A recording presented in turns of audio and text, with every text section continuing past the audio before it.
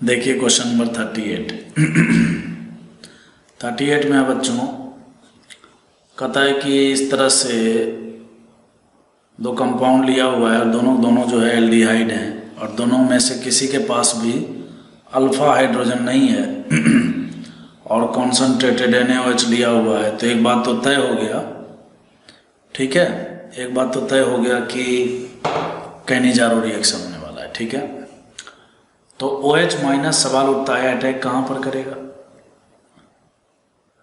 OH minus कहाँ पर attack करेगा, ठीक है, यहाँ पर या यहाँ पर। देखिए OH माइनस एक न्यूक्लियोफाइल है, तो ये न्यूक्लियोफाइल सबसे पहले उसी कार्बन पर, उसी कार्बोनिल कार्बन पर अटैक करता है, करना चाहिए, करेगा जहाँ पर ज़्यादा से ज़्यादा पॉजिटिव चार्ज होगा। इस वाले में देखिए यहाँ पर क्या हो रहा है कि यहाँ पर जो है ना, ये इसके पैरा पोजीशन पर एक डोनर ग्रुप लगा हुआ है, ठीक है, जबकि कार्बन पर पॉजिटिव चार्ज क्रिएट करने के लिए यहाँ से इलेक्ट्रॉन खींचना चाहिए। कहने का मतलब यहाँ पर कोई इलेक्ट्रॉन विड्रॉइंग ग्रुप लगा हुआ होता तो सबसे पहले OH माइनस का अटैक यहीं पर होता। समझ के बात को। तो चूंकि यहाँ पर एक मिथॉक्सी ग्रुप लगा हुआ है तो इस कार्बन पर पॉजिटिव चार्ज कम होगा विद रिस्पेक्ट टू इसके, तो इसीलिए पहला अटैक इसी पर होगा। खैर, तो देखिए बच्चों ये H, फिर उसके बाद डबल बॉन्ड, फिर H और ये OH माइनस का अटैक यहाँ पर होगा। तो जैसे ही आप अटैक करोगे तो ये O माइनस इस तरह से खुल जाएगा, ये O माइनस बन गया, ये H हो गया, ये देखिए OH हो गया और ये H, ठीक है। अब क्या करेंगे, अब यहाँ से दोबारा इस पर अटैक करेंगे और ये हाइड्राइड को बाहर कर देंगे। तो जैसा कि आपको मालूम है ये OH और फिर उसके बाद जो है ये डबल बॉन्ड O, बोले तो फॉर्मिक एसिड बन गया, ठीक है। अब ये जो हाइड्राइड आयन मिला इसके साथ जो H माइनस मिला, ये H माइनस एक स्ट्रॉन्ग न्यूक्लियोफाइल है, तो ये H माइनस क्या करेगा, वो इस वाले पर अटैक मारेगा और यहाँ पर डबल बॉन्ड है O है, तो ये खुल जाएगा, बाद में इसको प्रोटॉन मिलेगा। तो कुल मिलाकर जो है ये देखिए आपको कैसा दिख रहा है, ये आपको दिख रहा है ऐसा, ये CH2O माइनस, ठीक है, O माइनस इसको प्रोटॉन मिल जाएगा, अभी देते हैं, अभी एक मिनट, ये OMe और यहाँ पर भी OMe हो गया और दूसरा जो कंपाउंड है वो है हमारे पास फॉर्मिक एसिड है, HCOOH है, ठीक है। तो हम जानते हैं कि फॉर्मिक एसिड का एसिडिक स्ट्रेंथ बहुत ज़्यादा है, ठीक है, तो इसको प्रोटॉन चाहिए और इसके पास प्रोटॉन है, तो ये प्रोटॉन तुरंत देगा और ये कहने का मतलब एक्सेप्ट करेगा। तो जो कंपाउंड हमें मिलेगा उसमें जो है फॉर्मिक एसिड तो एनायनिक फॉर्म में होगा और ये जो अल्कोहल है वो OH के रूप में होगा, जैसा कि आपको ऑप्शन नंबर बी में दिख रहा है, ठीक है। अब देखिए क्वेश्चन नंबर 39 में कहता है कि which of the following is not the product of the intramolecular aldol condensation.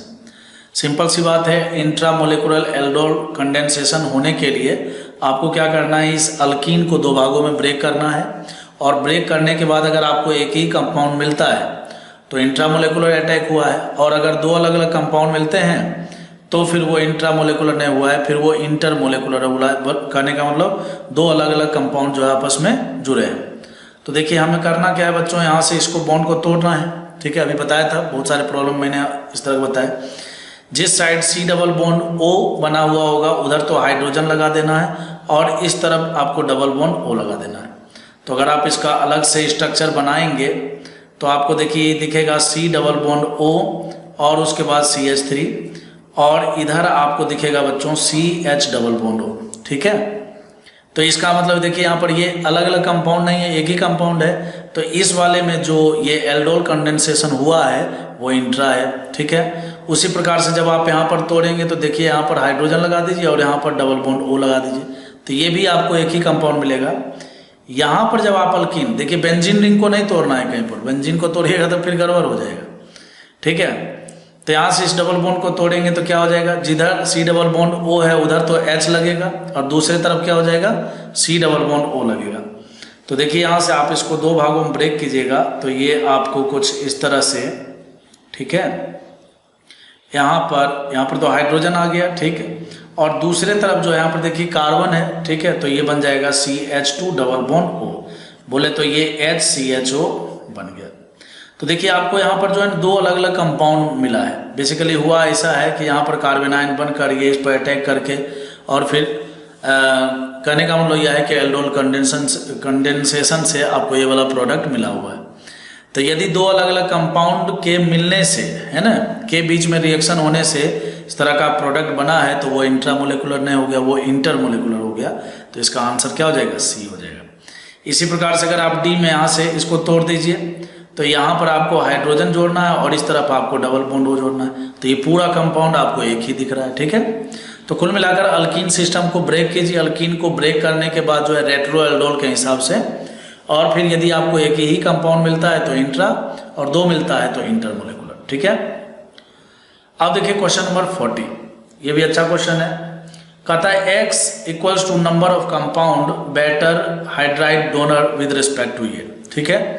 इसके रिस्पेक्ट में हाइड्राइड डोनर किस में ज़्यादा अच्छा है?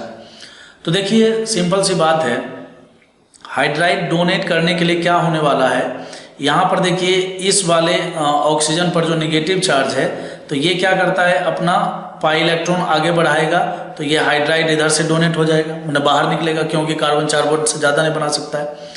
फिर उसके बाद ये वाला भी क्या कर सकता है, इलेक्ट्रॉन डोनेट कर सकता है, डोनेट करेगा तो ये हाइड्राइड बाहर आ जाएगा। तो कहने का मतलब है कि इस हाइड्रोजन को बाहर निकालने के लिए जो है ना, इस हाइड्रोजन को बाहर निकालने के लिए एक प्रकार से दो सिस्टम यहाँ पर काम कर रहा है, एक O- और दूसरा ये भी है। और तीसरा अगर आप इस बेंजीन के हिसाब से देखिएगा, ठीक है, बेंजीन के हिसाब से देखिएगा तो बेंजीन में भी कंजुगेशन सिस्टम है, ठीक है। तो हालांकि बेंजीन तो आपको देखिए चारों ऑप्शन में दिख रहा है, ठीक है। तो कुल मिलाकर 2 O- के द्वारा जो है यहाँ पर इस हाइड्राइड को निकालने पर प्रेशर दिया हुआ है। तो देखिए ये हाइड्राइड आसानी से तभी निकलेगा जब इसको कोई इलेक्ट्रॉन पुश करने वाला हो, है ना, कहने का मतलब इलेक्ट्रॉन डोनर ग्रुप लगा हुआ, ठीक है। जैसा कि ऑप्शन नंबर ए में देख रहे हैं, ये NO2 ग्रुप जो है देखिए ये क्या कर रहा है, इलेक्ट्रॉन डोनेट करने के बजाय इलेक्ट्रॉन को और खींच रहा है, ठीक है। तो इलेक्ट्रॉन को खींच रहा है तो कार्बन के ऊपर प्रेशर आएगा नहीं, ठीक है, कहने का मतलब वहाँ पर इलेक्ट्रॉन डेंसिटी बढ़ेगा नहीं, और बढ़ेगा नहीं तो वो हाइड्रोजन को क्यों बाहर निकालेगा, तो ये नहीं हो पाएगा, ठीक है। उस प्रकार से यहाँ डी में देखिए यहाँ पर जो है 2 O- दिया हुआ है, लेकिन यहाँ से हाइड्रोजन को ही गायब कर दिया है। तो जब इसके पास हाइड्रोजन ही नहीं तो आप हाइड्रोजन को कैसे निकालोगे? मिथाइल जो है एक अच्छा लिविंग ग्रुप थोड़े नहीं निकलेगा आसानी से, तो ये नहीं कर सकते, ठीक है। रही बात बी और सी में, तो देखिए बी में क्या है, यहाँ पर एक मिथॉक्सी ग्रुप है, तो ये मिथॉक्सी ग्रुप क्या करेगा, इलेक्ट्रॉन को ठीक वैसे ही भेजेगा जैसे इस O- के द्वारा के द्वारा यहाँ पर प्रेशर आ रहा था। समझ गए बात को? तो ये एक अच्छा डोनर है इसके रिस्पेक्ट में। क्यों? क्योंकि यहाँ पर केवल बेंजीन रिंग के द्वारा ही इलेक्ट्रॉन उधर जा रहा है, जबकि यहाँ पर बेंजीन के साथ साथ मिथॉक्सी ग्रुप इलेक्ट्रॉन भेज रहा है। यहाँ पर बेंजीन के साथ साथ देखिए हाइपर कंजुगेशन से इलेक्ट्रॉन जा रहा है। समझ गए बात को? तो ये बी और सी दोनों ऐसे ऑप्शन यहाँ पर दिए हुए हैं जो इस वाले कंपाउंड के रिस्पेक्ट में बेटर हाइड्राइड डोनर है। कहने का मतलब है कि इस कार्बन के ऊपर प्रेशर ज़्यादा आएगा इन दोनों के कारण, और फिर ये आसानी से जो है हाइड्राइड को डोनेट करेंगे, रिलीज करेंगे। समझ के बात को? तो इसका आंसर बी और सी